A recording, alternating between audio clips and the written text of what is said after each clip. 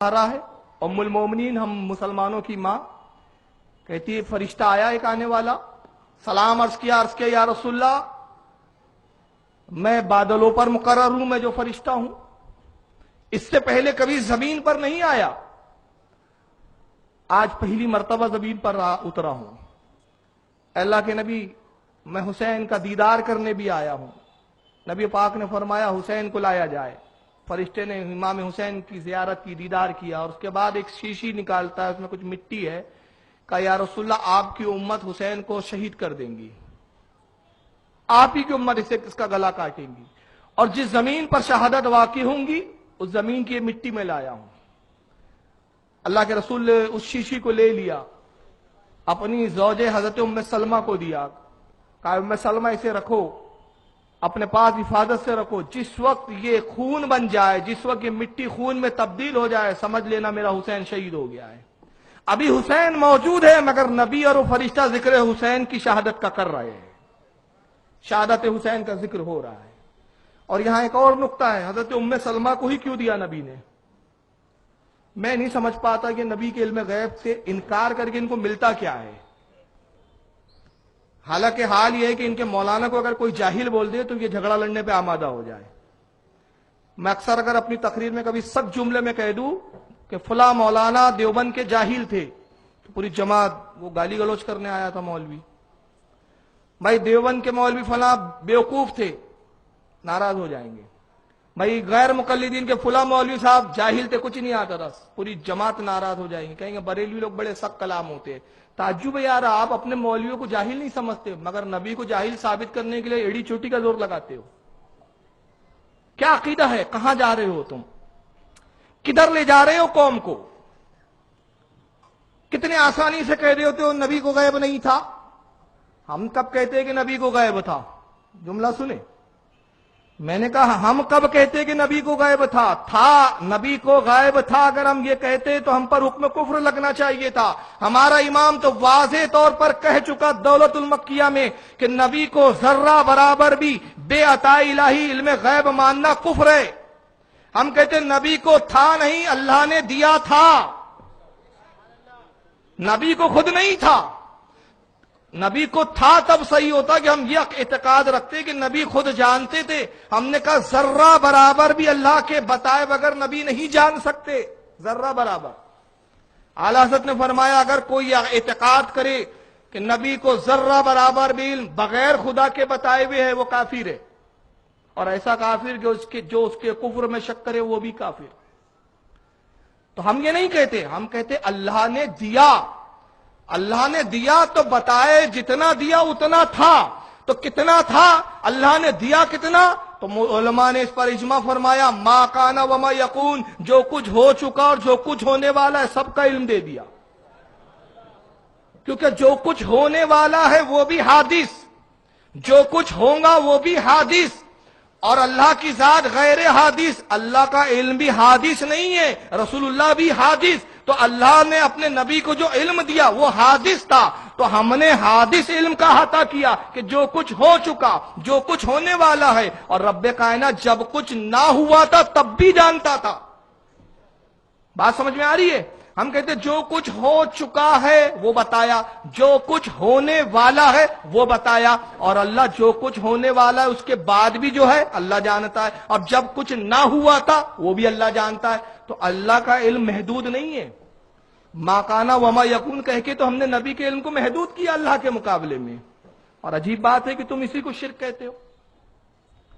تو بہرحال اب نبی کا علم غیب دیکھیں یہاں، ام سلمہ کو دیا وہ شیشی، 9 بیویاں حیات تھی رسول اللہ کی، حضرت عائشہ ام المومنین موجود ہے اس وقت، حضرت حفصہ موجود ہے، حضرت میمونہ موجود ہے، حضرت زینب سرکار کی ازواج موجود ہے، اور بھی سرکار کی ازواج کل 9 ازواج مطہرات موجود ہے، مگر رسول اللہ نے اپنی سب سے چہیتی بیوی حضرت عائشہ کا بھی انتخاب نہیں کیا کہ اے عائشہ تم یہ شیشی کو رکھو، حضرت حفصہ کو بھی نہیں دیا، حضرت میمونہ کو بھی نہیں دیا، ماریہ قبطیہ کو بھی نہیں دیا، دیا تو صرف کس کو دیا؟ ام سلمہ کو دیا. اور کیا جملہ فرمایا؟ ام سلمہ اسے اپنے پاس رکھ، اپنے پاس رکھو، جب یہ شیشی خون میں تبدیل ہو جائے، یہ مٹی شیشی کے اندر خون میں تبدیل ہو جائے، اس وقت سمجھ لینا میرا حسین شہید ہو گیا ہے.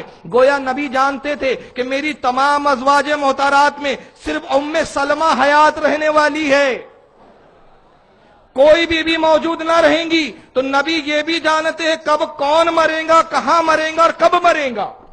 نبی کو لوگوں کی زندگی کی بھی خبر، تو ام سلمہ کو دیا. اور اب پوری تاریخ کا مطالعہ کر لیجئے کہ 60 ہجری میں جب کربلا واقع ہوئی تو سوائے ام سلمہ کے کوئی موجود تھا ہی نہیں.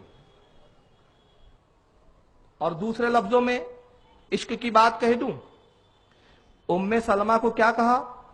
اے میری بیوی ام سلمہ، اسے رکھو، جب تم دیکھو کہ یہ شیشی خون ہو جائے، خون ہو جائے، تب سمجھ لینا حسین شہید ہو گیا. گویا نبی نے 60 ہجری تک ام سلمہ کی زندگی کی ضمانت لے لی ہے کہ 60 ہجری کم سے کم حسین کی شہادت تک تو کوئی موت تمہارے قریب آ ہی نہیں سکتی. یہ ہے نبی کا اختیار بھی. تو ذکر حسین نبی نے بھی کیا. اب ذکر حسین کا فائدہ کیا ملتا ہے؟ آئیے ذرا مولانا روم کی مثنوی کو کھولیں. مولانا روم فرماتے ہیں کہ ایک بادشاہ سلامت جو تخت پہ بیٹھے ہوئے تھے، 50 سال ہو گئے ان کو تخت پر، جلوہ گر ہوئے، ہاف سینچری. تو وہ سلور جبلی منا رہے تھے، جشن ہو رہا تھا صاحب 50 سالہ کہ نصف صدی یہ بادشاہت کی. آس پاس کے تمام بادشاہوں نے انعام و اکرام، تحفے، انعام نہیں تحفے اور تحائف بھیجے. جشن تھا 50 سالہ، نصف صدی کا جشن.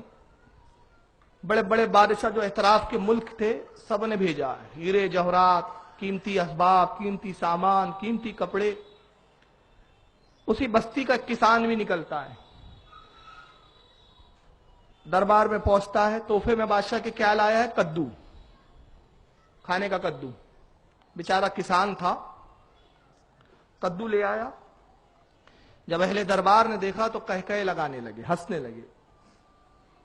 کہا کسان، بادشاہ کو کوئی دینا تھا تو قیمتی چیز دینا تھا، یہ کدو بھی کوئی چیز ہے جو بادشاہ کو دینے لائے ہو؟ تو کسان کیا کہتا ہے؟ کسان کہتا ہے لوگوں، یہ بادشاہ ہے جو تخت پر جلوہ گر ہے، یہ ہمارا شہنشاہ ہے، یہ مالک ہے اس زمین کا. جو لوگ بادشاہ اس کو تحفے اور تحائف دے رہے اپنی حیثیت کے اعتبار سے دے رہے ہیں. میں نے اپنی حیثیت کے اعتبار سے بادشاہ کو نذرانہ دیا ہے. الحمدللہ میں نے بادشاہ کو اپنی حیثیت کے اعتبار سے دیا ہے. بادشاہ خوش ہوا، کہا اس کے وزن کے برابر اس کو درم و دینار میں تول دیا جائے اور سارے درہم اس کو دے دیے جائے. لوگوں نے کہا بادشاہ یہ بات سمجھ میں نہیں آئی. کہا تم نہیں سمجھے. سنو، معاملہ یہ ہے کہ اس بیچارے کسان کا میں نے خلوص دیکھا ہے، تم مالوں کے اسباب دیکھ رہے تھے، میں اس کا خلوص دیکھ رہا تھا. اس نے اپنی حیثیت کے مطابق نذرانہ دیا.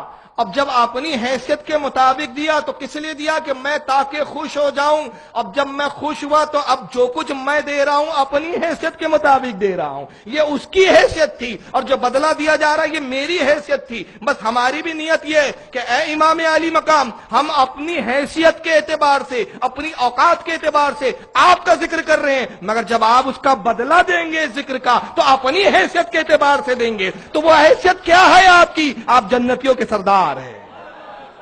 تو آپ جنت ہی تو دیں گے اور کیا دیں گے. کہیں گے تم نے دنیا میں اپنی حیثیت کے اعتبار سے میرا ذکر کیا، آؤ آج میں اپنی حیثیت کے اعتبار سے انعام دوں. یہ ہے ذکر حسین. اب جن کو پتا ہے ہم کو وہاں جانا ہی نہیں ہے تو جستجو بھی نہیں کرتے. سمجھ رہے آپ؟ ان کو پتا ہے جب وہاں جانا ہی نہیں ہے تو پھر اس کے حصول کے لیے کوشش کیوں کرے. سارا حصول تو یہاں ڈالر مل جائے غنیمت ہے،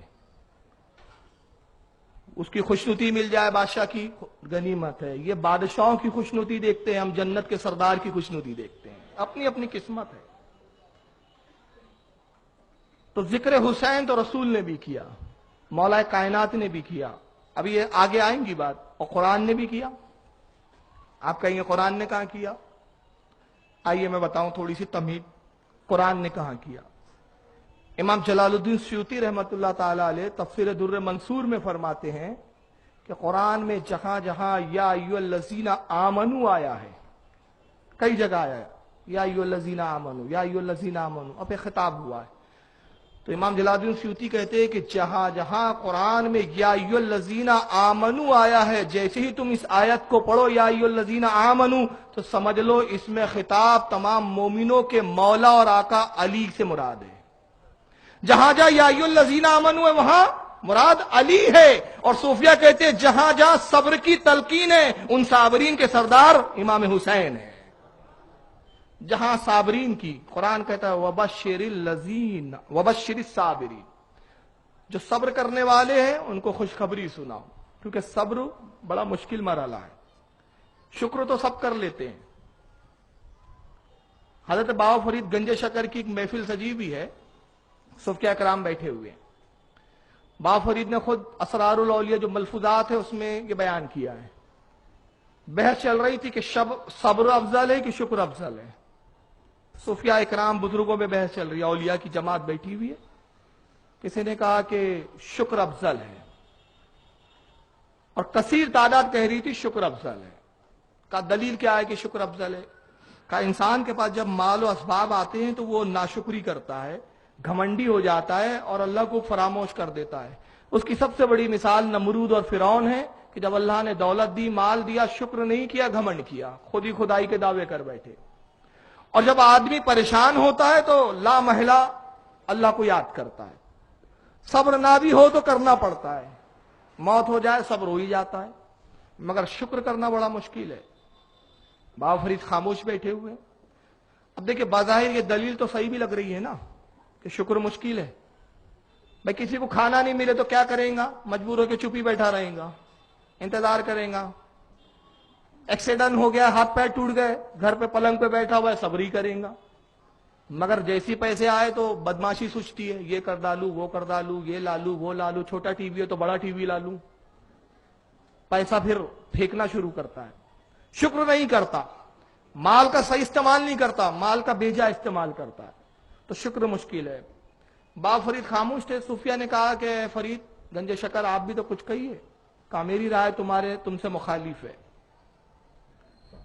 کہا دلیل کیا ہے؟ آپ کس سے افضل کہتے ہیں؟ کہا میرے نزدیک صبر افضل ہے شکر سے۔ کہا دلیل کیا ہے؟ کہا دلیل یہ ہے کہ قرآن میں کہیں بھی نہیں آیا ان اللہ مع شاکرین، اللہ شکر کرنے والوں کے ساتھ ہے، قرآن میں کہیں نہیں آیا، لیکن قرآن میں ضرور آیا ان اللہ مع صابرین، اللہ صبر کرنے والوں کے ساتھ ہے۔